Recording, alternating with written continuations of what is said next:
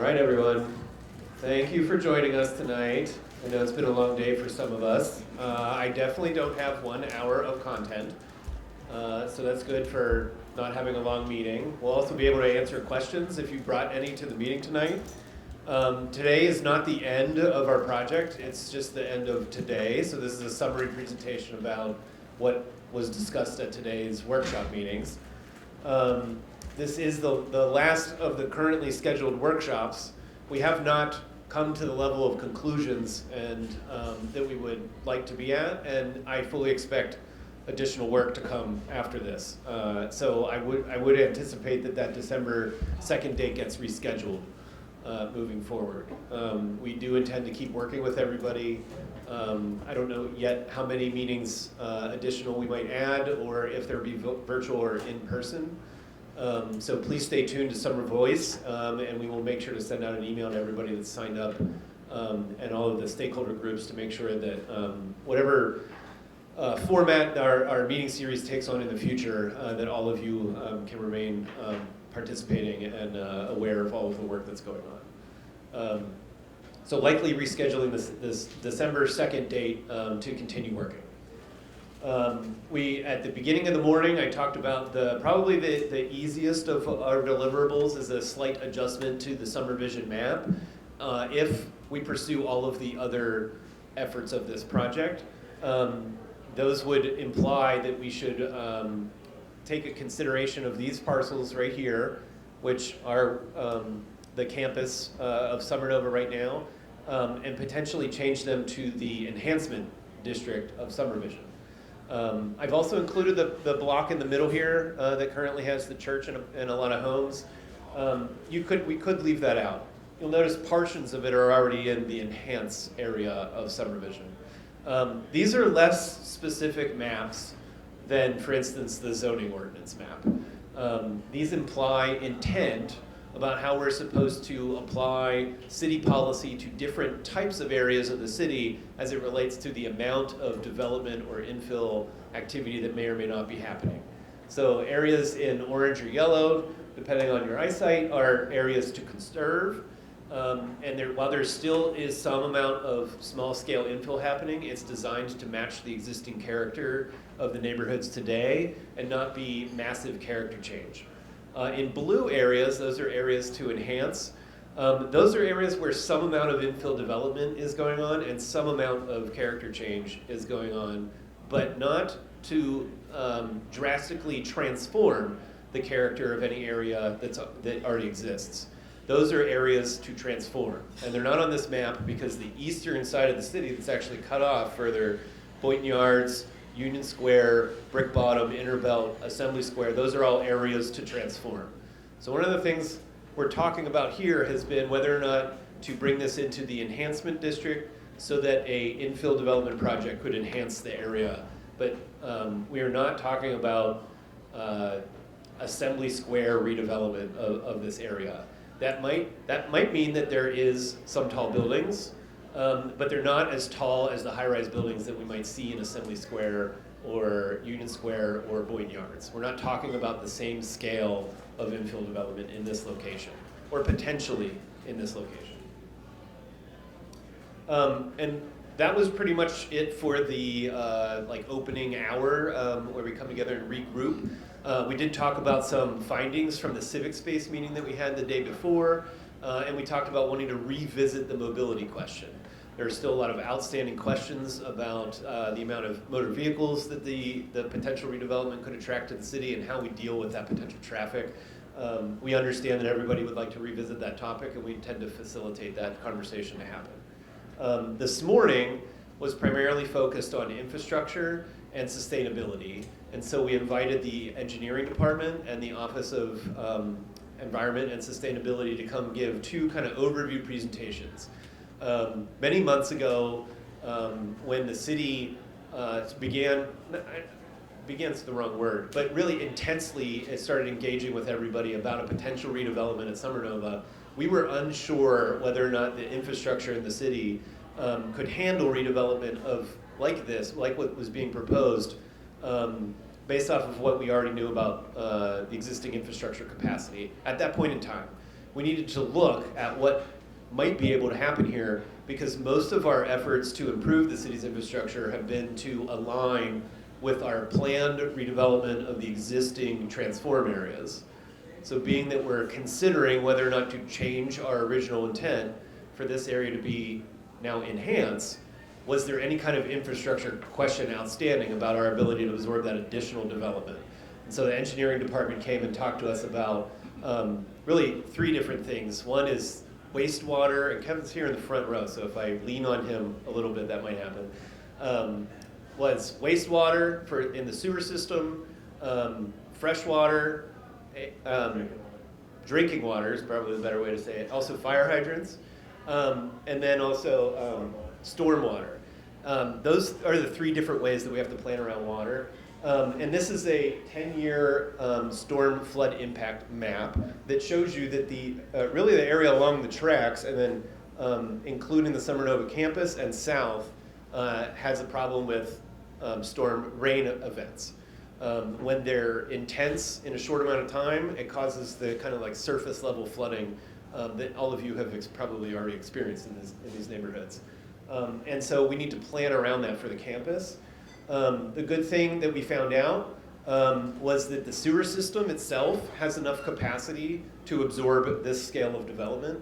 The engineering office, we gave them the 1.6 million square feet conceptual proposal, and they fed it into their calculations, and it met what the existing system could absorb. There is a inflow and infiltration program where new development has to remove 4 times the number of, it's the gallons per day that they produce, right? So they have to remove 4 times that. That's across the board. We want to make sure everybody recognizes that all development has to do that on top of what they might produce. Stormwater management, really this comes down to flood management of this map that I showed you about earlier. We talked about where water storage might take place. Tanks underground below civic spaces is one of the places where it's easier to put them when you need storage. It's really hard to put that under a building. A place that a building can contribute to that is what's called a blue roof. And that's essentially where the roof is essentially waterproof so it can hold water when it rains. That could be a green roof where the vegetation and the dirt that the vegetation is growing out of provides that medium that the water collects into, or it could be a blue roof that just captures a kind of swimming poolish style on the roof. So all of those are possibilities. Am I skipping anything that you want me to? Also the water system overview. The existing system is in good order. There might be some local pipes that need to be replaced. And that is always part of the development assessment. Anytime anybody builds a building, engineering goes and looks at what they need to interconnect with, and any kind of upgrades that they need to make to meet their demand, they have to pay for. And then lastly, there is some amount of testing that we need to do on the fire system locally to understand whether or not it's become clogged over time, because some of the pipes are old. But again, a lot of these things all happen automatically as part of a development outside of zoning. One of the questions I made sure to ask Brian was, do you need me to write any of this into zoning? And he said, no, I have all of the tools I need to mitigate stormwater on other properties, to plan around certain year storm events, and to get them to upgrade the utilities so that it meets the demands of their building. All of that is already achieved through municipal law that's already on the books, and we don't have to write it into zoning. A lot of times people think that the zoning ordinance is the one ordinance where we can put all of any kind of development regulation, but there's actually lots of different places where these development regulations exist. So it's not, that stuff doesn't go in zoning, but we are well positioned to make sure that all of our infrastructure is upgraded if it needs any upgrades anytime development happens. All good? Just real quick. Oh yeah, thank you for pointing that out. One of the item here at the bottom, utility upgrade costs and payers. When a building needs more capacity, the property owner that's building that building is on the hook for improving that utility capacity. When it comes to electricity, one of the things that somebody like Eversource will do is actually upgrade beyond what the capacity is that's needed, the demand, so that there's future capacity in the system, and then they make the developer pay for whatever their demand was. So that means they might put in a bigger transformer than what that one building needs, but that building pays for what they actually needed. Eversource made the choice to upgrade so that they future-proof the electrical system. Make sense for, yeah? So just real quick, again, like I said earlier, the distribution systems for our flood management have capacity. The local collection pipes in and around the campus might need upgraded. Stormwater retention under civic spaces or blue roofs is the ideal locations for that if we need to put in a tank. That's not always the case. You've probably heard stories about tanks going in Boynton Yards and some other places. We have a tank on Lake Street underneath that civic space. We showed an example of that earlier. But all of this infrastructure is all tied in together, and the Somerville Ave utility and streetscape project, the Poplar Street pump station, all of those major infrastructure projects are creating the capacity that we need to do everything that's in summer vision. And the question at hand is what we've already done for what's identified in summer vision able to absorb something else that we weren't originally planning, and the answer is yes. And then lastly, some pipe rehabilitation might need to happen, which I was talking about because they can collect debris on the inside. When it comes to gas and electric, we heard a really interesting story about how Eversource is in this long-term project to upgrade electrical capacity in the area. It's these 3 bullets down here at the bottom. But there's kind of a chain of events that will happen as they upgrade systems in other places, including in Cambridge and the Prospect Street substation, that will eventually return more capacity to Somerville that's being used by our neighbors right now. So they're upgrading things in Kendall that'll have an impact on the Poplar Street substation, which actually kind of powers Inman. So you can see as they increase capacity in Cambridge, it brings it back to Somerville. So there'll be more capacity just because that substation exists at the intersection of Webster and Prospect once these other upgrades have happened. So we're not going to necessarily need to upgrade that substation for ourselves. It's these other infrastructure projects happening nearby that gives us back some of that electrical capacity. Then we transitioned from the infrastructure conversation to the Office of Sustainability and Environment, which shared the city's goals from Climate Forward, which are actually on the next slide, and then answered some of the questions on how can private development help us achieve a lot of those goals. I instigated a conversation about timing on purpose because the Rafi's proposal spans about 10 years of time. And it's practically 2025 already, which means we only have 5 more years to hit all of the goals in the 2023 column here. And the development is going to have to do a lot to help us get to these targets. Just in 5 years, we want half of our homes and commercial buildings to be fully electrified. 40% of our passenger vehicles and 10% of commercial vehicles fully electrified in 5 years. That means new buildings that are coming online are going to have to be built to be electric ready, and parking spaces are going to need to be built in a manner that allows them to be converted to electric vehicle charging spaces in the future. We then asked Rafi what their intent was for all of their buildings and their parking spaces, and their proposal reflects that desire to build all of these buildings so they are fully capable of switching over to 100% electricity, and that their parking spaces are built in a manner where they can be converted to 100% electric vehicle charging spaces. That means today they recognize that some motor vehicles that run on gasoline might park in that space right now, as the fleet of cars out there in the private world also slowly electrifies over time. So what they're talking about doing is building buildings and parking spaces that are ready for that future that we want to get to as we all continue to adapt and change into that condition.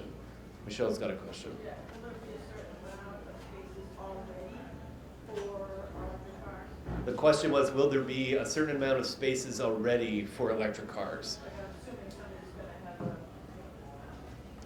Thank you, Henry. Assuming somebody will have an electric car who will come work in this building, will there get a certain amount of spaces ready? And do you know how many of those will be? 25%. So Rafi's sharing that they intend to provide 25% of the existing parking spaces when they were first built as electric vehicle charging spaces. So 25% of the existing parking. All right. Also, so development that supports our climate goals has a lot of characteristics that are all identified here. Really what we want to do is eliminate the use of gas. Really you want to push down the burning carbon to run restaurants, to run our heat, to cook food. And so switching over to all electric everything is the major push. We are also working with Eversource to figure out what that net zero future looks like. There's a chance that, for instance, every fully electrified triple decker could need a transformer. What does Somerville look like with a transformer in front of every single triple decker? So, there's these outstanding questions about what it means to reach all of these climate goals. We want to minimize the waste stream. All of the buildings that are built today have embodied carbon in them. And if we tear them down and just build something new that also has carbon in it and uses carbon to produce it, then without reusing any of these materials, we've doubled the waste carbon in the development process. Sublime systems was an example that came up earlier today because they're reducing the amount of carbon in making concrete. And they're a local example of how new building materials could be less carbon intensive. But that doesn't relieve us from wanting to care about the materials that came here beforehand. So we are very interested in figuring out ways to reuse the materials that already exist in our existing buildings. We want to maximize resilience to extreme weather. This means things primarily like the urban heat island. I mentioned earlier today that the climate in 2050, where this last column over here, is projected in Massachusetts is projected to be equal or similar to the current climate of North Carolina, including the humidity and the number of 90-degree days over the year. We actually started counting these, a couple years ago, and we're literally watching the number of 90-degree days increase year after year after year. It's tangible on a yearly basis. Worrying about the urban heat island means needing to take into better consideration things like street trees and shade. And there is a little bit of a question about building shade and whether or not that's what we're looking for, if we're looking for vegetation shade or if we're looking for shade structure shade. How do you bring down the ambient temperature of paved surfaces?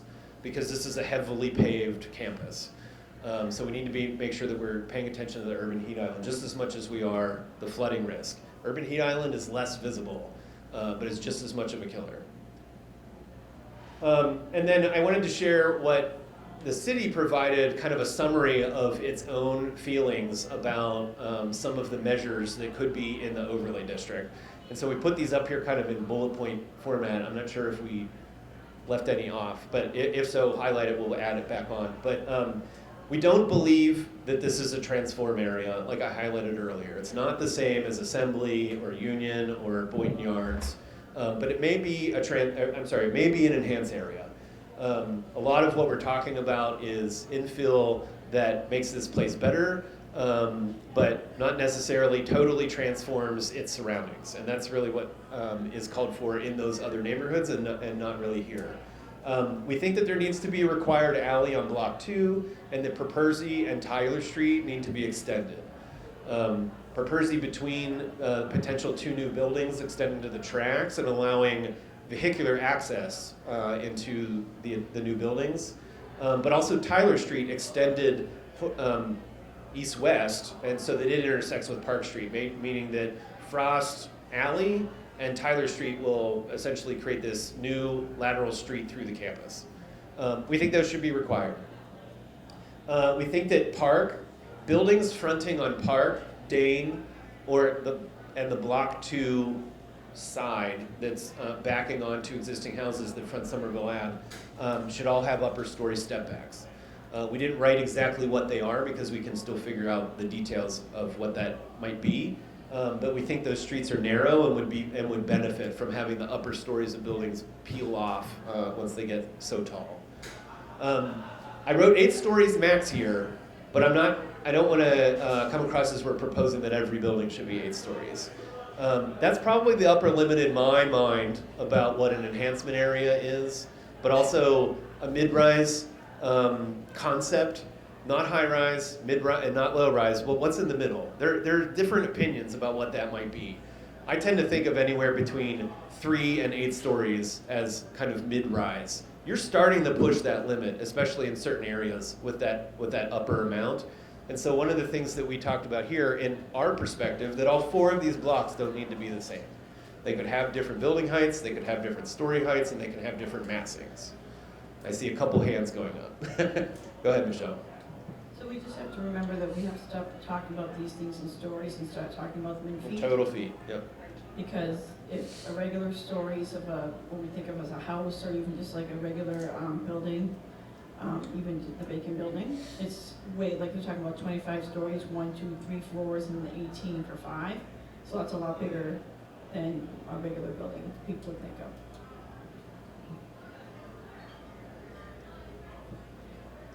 I do want to acknowledge that Senator Jalen is in the room. His question. Senator Jalen, 3 more.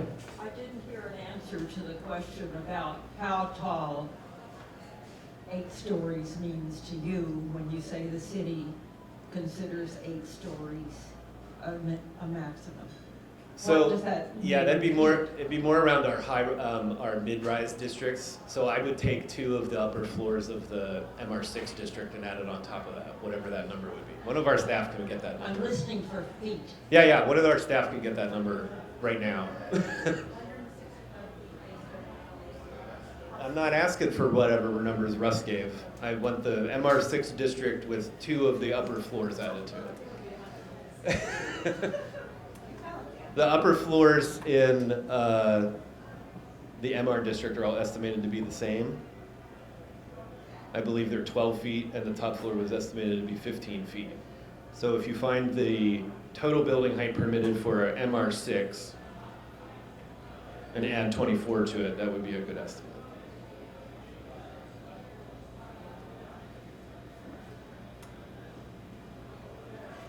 Go ahead and do that for the commercial building, because that's the tallest one in that district.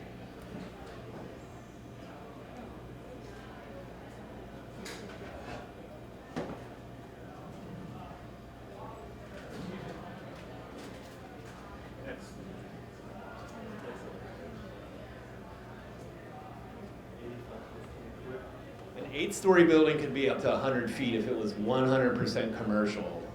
That's not an R&D building. And that's why some of the building heights that you've heard from them are different heights and different stories. That is a thing we got to keep aware of the whole time that we're talking about. Is like, what do we mean between the story number? It can be different for each type of building. So if you look at our MR6 district, it does not go that tall.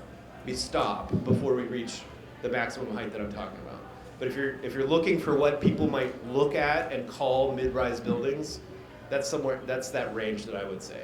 We don't have a zoning district that permits buildings up to 100 feet tall in any of our base zoning districts. It's only overlay districts, and right now only in the transform areas of the city.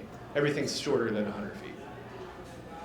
So the 8-story building that Rafi is proposing across from the 2-story housing is 165 feet tall, plus the mechanicals, which could be anywhere from 15 to 30 feet.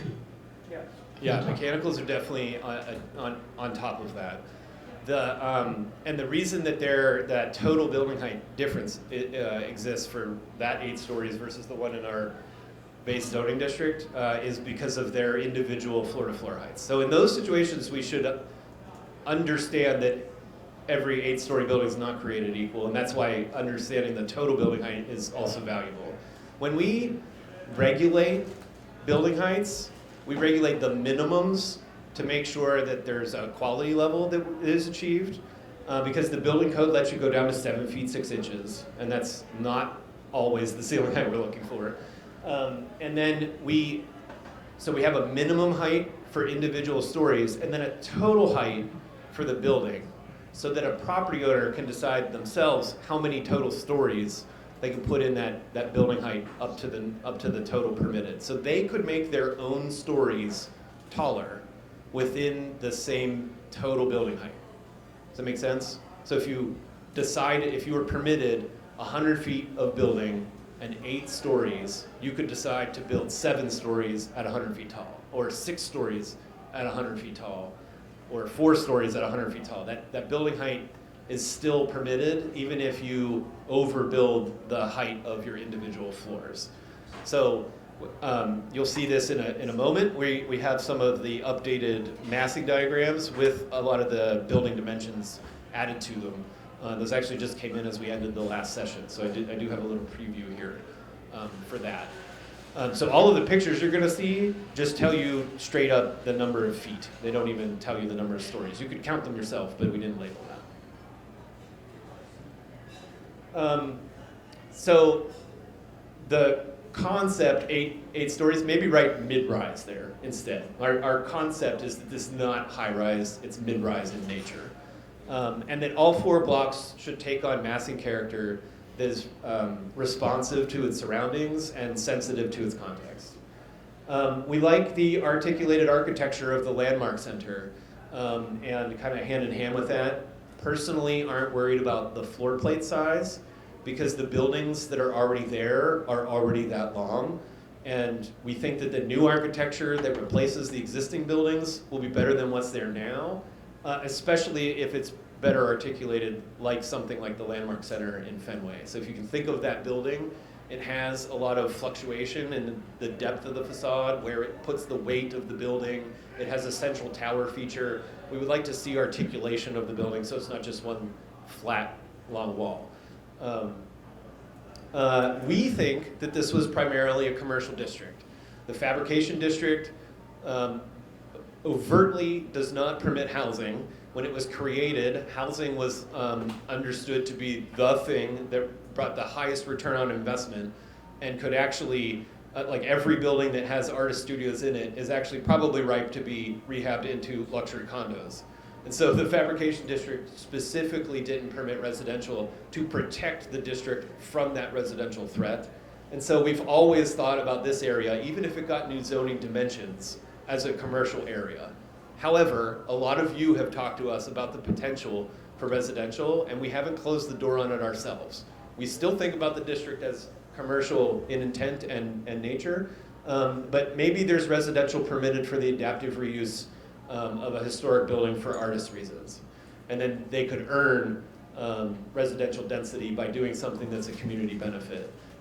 For instance, like rehabbing 24 Dane Street, the little historic building at the corner of Dane right after the bridge. You know what I'm referring to? Like right before you go over the bridge is a small brick building on the sign there. But that's a potential incentive that rewards housing for something else that we want. And maybe that's something, I'm not saying that's the only thing. I'm not even saying that we can't be swayed, because I know a lot of you are putting forward somewhat of a housing argument. But we wanted to say that some of these things are potentials that we could write into it. We think the community center needs to be a mandate in the overlay district, and it needs to have a minimum size of at least 10,000 square feet. I think I wrote the standard for Boynton Yards that it says something no greater than 20, but more than 10.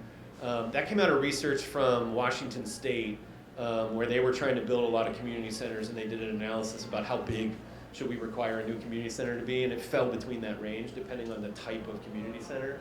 And so we just picked the high and low range when we wrote Boynton Yards, if my memory serves me correctly.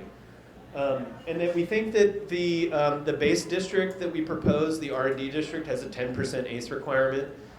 We think that the ACE requirement for the overlay district should be more specific, should ask for specific ACE uses.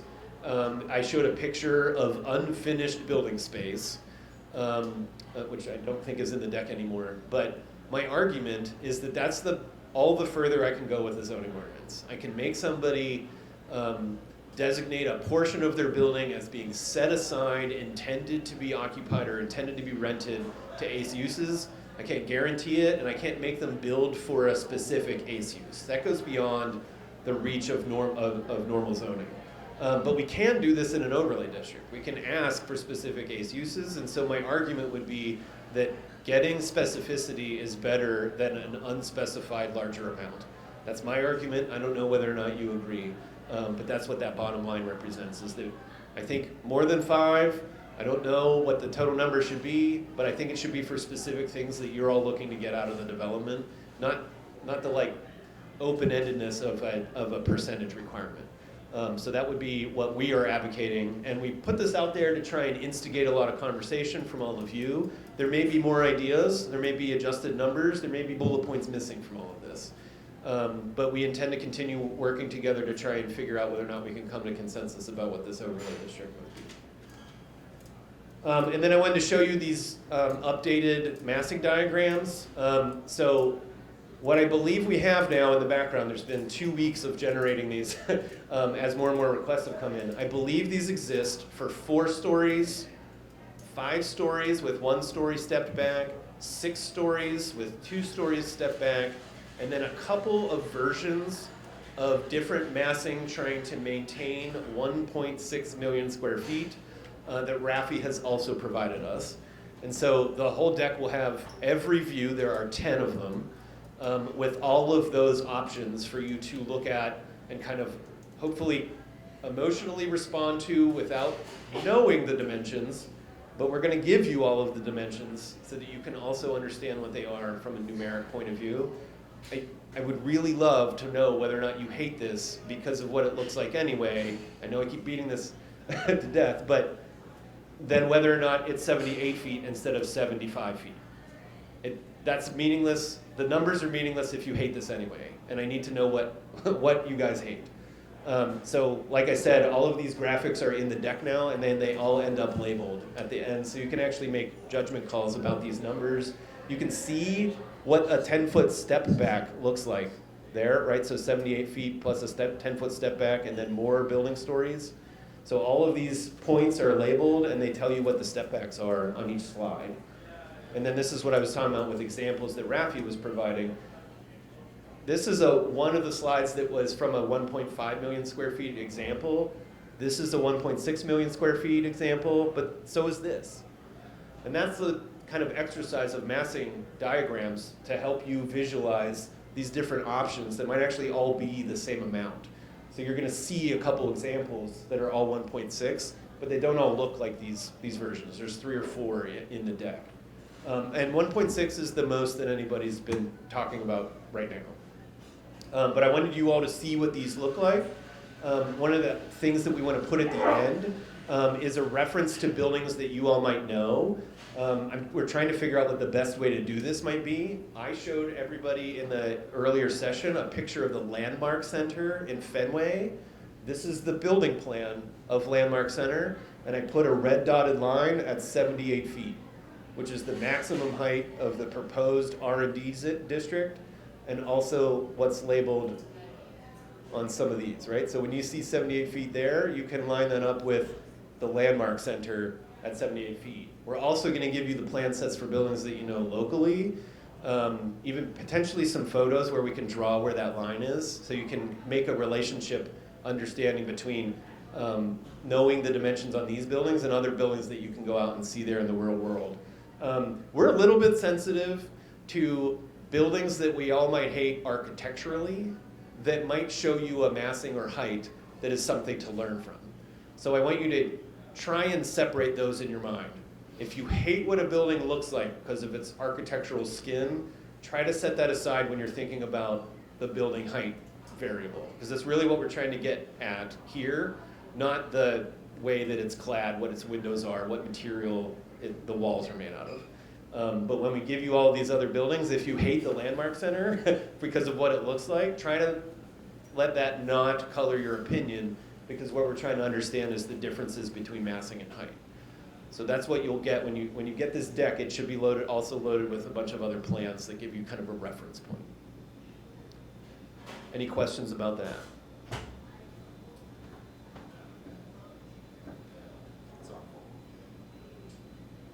We asked for. It's now off. We asked for views of a 1.4 million square feet. You gave us tonight 1.2, 1.5, and 1.6. Bill, there are 80 pictures here. I just showed you 5.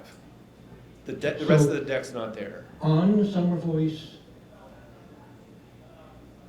screen, we can find 1.4. I just got these slides when you all left at 4:30. I put 4 of them in the deck. We intend to get the entire deck up online. We asked Rafi to model what your request was. All of those graphics will get into the deck. As soon as I have them, you will get the deck. So the deck does not have 1.4 yet, is that correct? I don't know the answer to that. Okay. We've asked them So for you don't- 1.4 so that we can illustrate So everything in there's between. been no public meeting in which 1.4 has been presented to the board. From a visual standpoint? Yes. That's right. We modeled in between those because we modeled 4-story buildings and 6-story buildings. Okay. And to get 1.4, you can't make every building 5. You can't make every building 6. You've got to figure out a couple buildings to make some of them go taller and some of them don't to end up adding up to 1.4. 1.5 is actually only one building made to 6 stories tall. The rest of them all at 5. So finding the right building to make one more floor so that there is a 1.5 was an exercise that they were all working on. Because they have all of those floor plans and are making all of the massing diagrams. I trust their massing diagrams. I've seen the software set up. I understand what Will's doing. The thing that is important for all of these is to make sure that all of these numbers are labeled because like we talked about earlier, not all stories are created equal. So no, don't count these, pay attention to these numbers.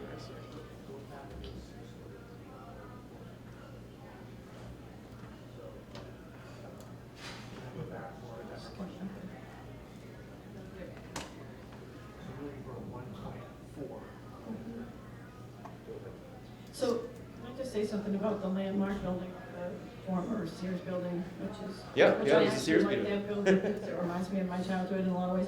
But we also have to remember, just when we're looking at it, I understand the purpose of why you're doing it.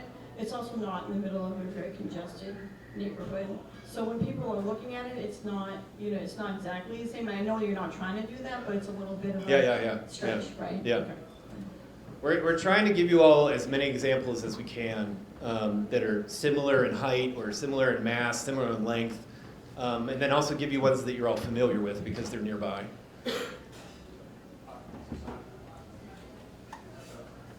Oh, so I wasn't here all day, so maybe this has been answered before. But I hear these different numbers, 1.2 million, 1.5 million, 1.6. Like, what decides that? Is the builder, is the developer looking for the most, and the city's going to cut them back to something, or what's going to determine whether it's 1.2 or 1.6? So the base zoning, whether it's the fabrication district or the research and development district, which are slightly different for each other, but we're looking at both of them on the same land, is 1.2. So that's what's in the base zoning, is the potential to build 1.2. They've made some proposals in the past, one that was at 1.9, another one that was at 1.6, and there was disagreement about the massing, the height, the volume, whether or not it's too much. And so we've been engaging in all of these workshops to actually try and address those questions. And so part of the investigation is how much more than 1.2? We never went above 1.6 because that's where their existing proposal is at, and people were not supportive.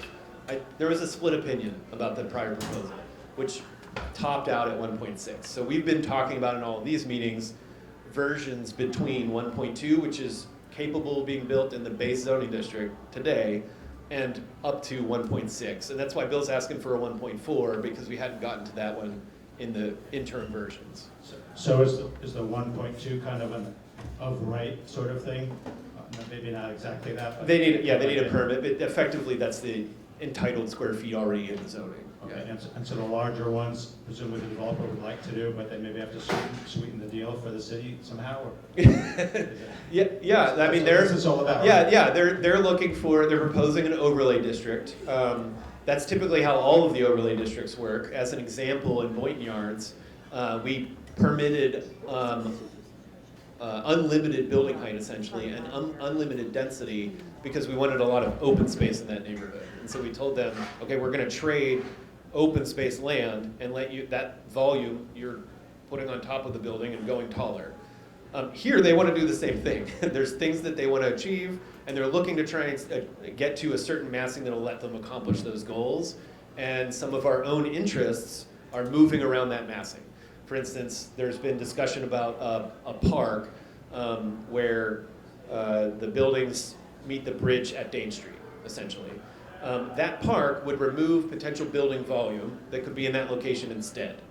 Is that just lost building volume, or is it moved on top of some other building, like the Boynton Yards example? Is one of the things that we've all been discussing here over the past couple weeks. Mm-hmm. Greg?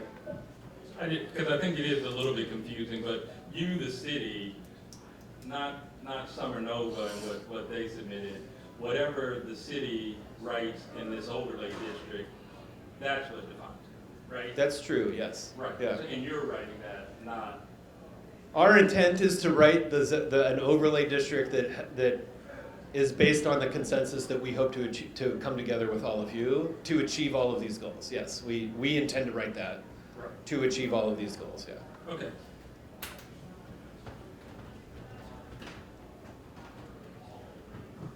Any other questions? Yep, one for Wig.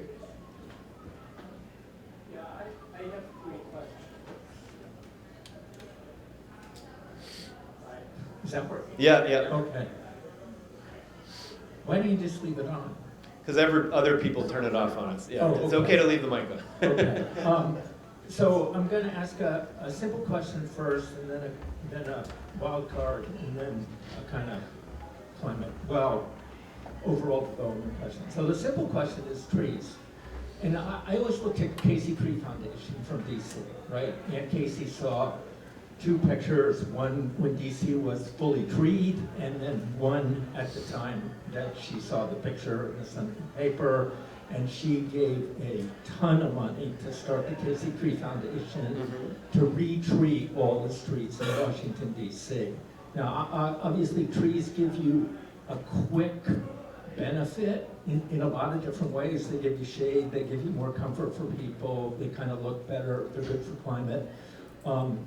But they also established a full off-site nursery, so they would have the whole variety of trees that they wanted at the times they wanted them. It's easier to grow things to 10 or 15 or 20 feet when they're not that big, and then to put them in the trees and in the tree wells, and they do better. So that's always seemed like a really great precedent for me, especially, Somerville's always been a tree city. They had Eagle Eye years ago, and it's episodic, but anyway, so that's the first suggestion, that be looked at. The second one is a real wild card, but are you following Thwaites? I don't know what that is. Who knows what Thwaites is?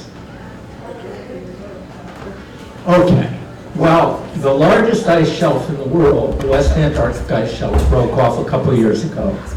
Thwaites Glacier, unlike most glaciers, by itself is 8 to 10 feet of sea level rise. And with West Antarctic having broken off, it's accelerating. It's going to come into the ocean quickly. So if you don't have an 8 to 10 foot sea level rise kind of mentality, that has changed in the last couple of years. Now, obviously, some of the climate scientists have focused on that as opposed to CO2 equivalent and the more general things, knew the size of that and knew the impact of that. But I don't hear much about it. And it's a fundamental change in climate profile. So given how much trouble we have sometimes with rain events, and we're going to have heavier rain events, it seems like you may want to scale up your tactics and strategy for how you handle surface water and stuff like that. That makes sense? Yeah, both the tree people and the sustainability people for the city aren't here at the moment.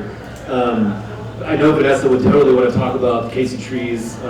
We have interacted with them in the past, and the idea of having a local nursery, I think she would die for. I don't know whether or not we have the space for it. Well, it wouldn't be local. You would In a want to regional? put it somewhere that was a little bit warmer than we are now. Yeah. But that, would kind of be on the glide path to, the life of the trees, Yeah. being good trees for the city, Yeah. given your projections, your Yeah, there may be- reasonable projections. I don't even know if there is there might be a regional one already that she taps into or not, but I don't know the answer. Well, Casey just figured it all out themselves. I think it would be a good idea if someone in Somerville did that as well, and they're a good example. From the climate change threats, I know that the city has a whole section of climate forward focused on sea level rise. It currently, like today, is our least vulnerability. Heat island and stormwater events are our most highest level vulnerability at the moment. But that doesn't stay. It doesn't stay like that over time. Like Well, you as gotta- the oceans increase. You should check. Do Right. they have plates in their map? I mean, that was a simple question. Nobody in this room seemed to know Right, what plates right. was. I was looking for a picture that showed the right of way. I guess that one with the water does it, but. And that's not specific to this, this Yeah. this is a citywide issue. Sea level rise though, if sea level rise happens and, I believe it's and the dams are topped, this is our inundation route for sea level, the right of ways of all of the train lines, because they're the low ground. So just keep that in your mind's eye. The Well, it's trains easy will to come. do for 8 to 10 feet on top of whatever you've got and see what happens. There's lots of maps that can do that already. And then the last thing is kind of going back to the general, but when people look at climate impact from different sectors, generally transportation is 4 times all housing and 4 times all commercial. So, In what? in total climate impact. Okay, yeah. Right. So that's not necessarily counting giant refineries and stuff like that, but housing and commercial are each just 1/4 of transportation. And so that's worth thinking about as well. Anyway, that's it for me. Thank you. Thank you, Rick. I know one of the other variables that doesn't get talked about enough in transportation planning is actually vehicle miles traveled. Driving down vehicle miles traveled might be a better measure than figuring out whether or not level of service has gotten worse at a particular intersection. Mobility and transportation is not my specialty though, so I'm not going to wade into that topic. But California has actually transitioned its entire analytical system over to vehicle miles traveled rather than level of service, which is the traditional transportation analysis, level of service. And vehicle miles traveled actually tells us whether or not we're capturing our trips locally by anything other than a motor vehicle, because you've not spent that mile in traveling via motor vehicle. You've done it by some other mode. And so a lot of people are switching to that because it actually better aligns with our sustainability goals than a level of service type of analysis. Yeah, and I should have mentioned that in thinking about land use and transportation. Berkeley Rail is really good, and they have been on land use and transport for a long time. But to get to lower VMT as much as possible, you have to have live-work balance, which is one of our long-term plans. But we unfortunately are next to Boston and Cambridge, which are extraordinarily out of live-work balance, right? Boston is short housing for over 500,000 people to get to live-work balance, and Cambridge is even worse. It's short housing for over 150,000 people to get to live-work balance. Now, they don't talk about it, but obviously the commercial tax base is something that they covet, because that gives you the benefit for the people who live in the community who are lower or middle income. But that live-work balance is pretty important, so, and I agree with VMT. Thanks. I saw hand in the back.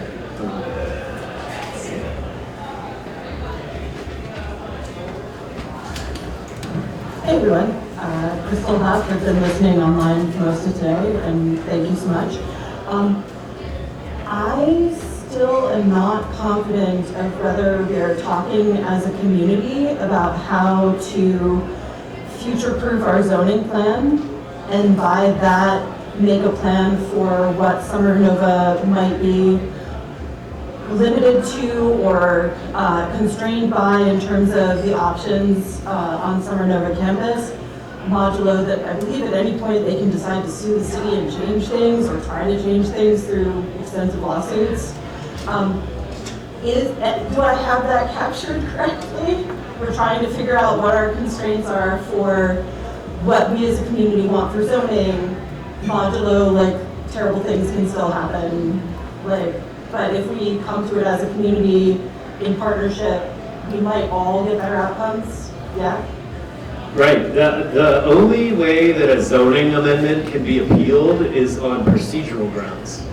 Unless you conduct spot zoning, which the easiest way for me to explain that, like we get into this whole conversation a lot because it's very nuanced, but if you downzone somebody to punish them, that is spot zoning. You can get in trouble for doing zoning actions like that. When a community comes together and goes through a conversation to plan its future, it's very, very hard to overturn any kind of community-based action that's based off of that effort. As soon as the courts see that we all came together and sat in this room, they respect the time and energy that we all put into it and reflect that in the decision-making that our city council would have to make to change zoning. That's not to say that we don't live in America and people sue over all kinds of stuff.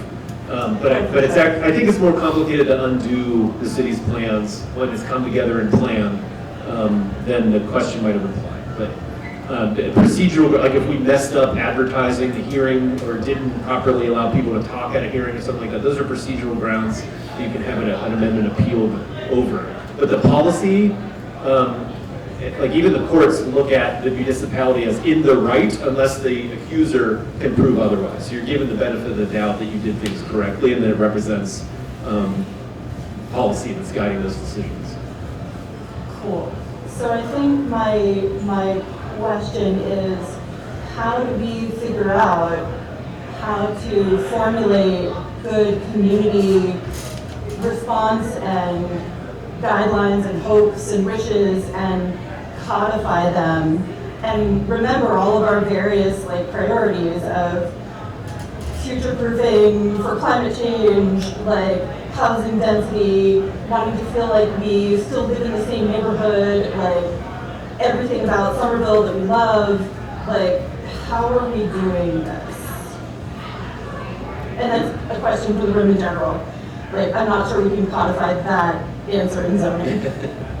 Or even in the few minutes that we have left of this evening's time.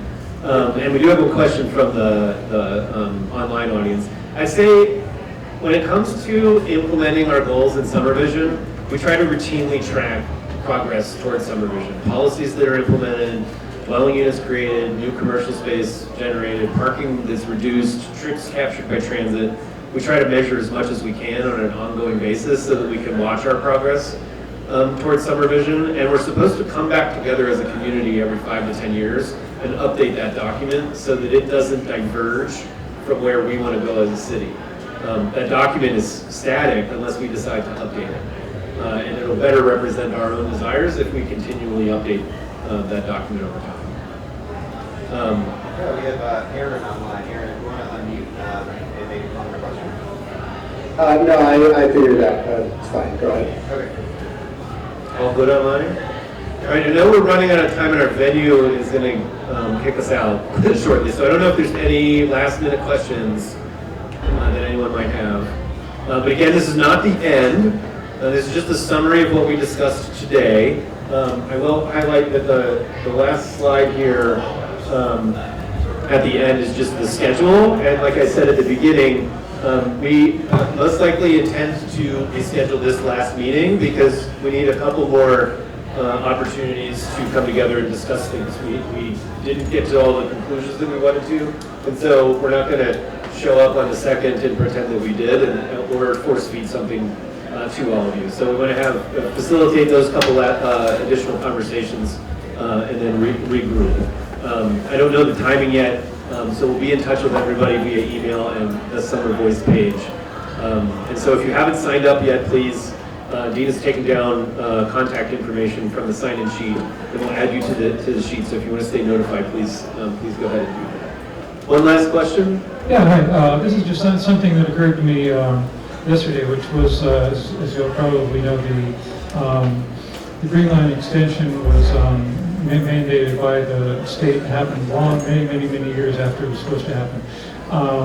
But it was intended to mitigate because the additional car pollution that Somerville was absorbing because of some of the elements of the big dig. So we finally got the Green Line, which was great. But instead of that just benefiting people who are living here, since then we've had a huge amount of primarily residential building. And as I was mentioning before when I was talking about traffic already not working, so we have a lot of those things that are waiting to come online. And one of the interesting things that struck me at the time, since I've lived here for over 20 years, is that childhood asthma because of all the cars was one of the big things.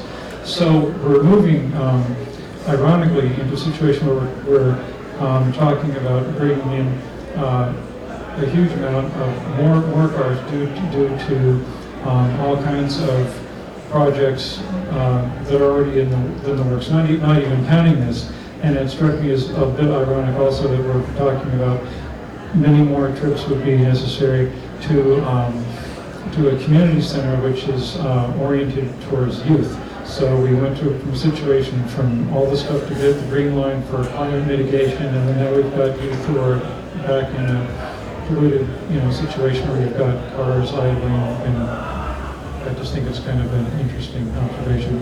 Thank you. All right, unfortunately, that's all the time that we have for tonight. Like I said, we have a couple topics still that we want to revisit, particularly transportation, and a number of questions that we have outstanding that we would like to answer.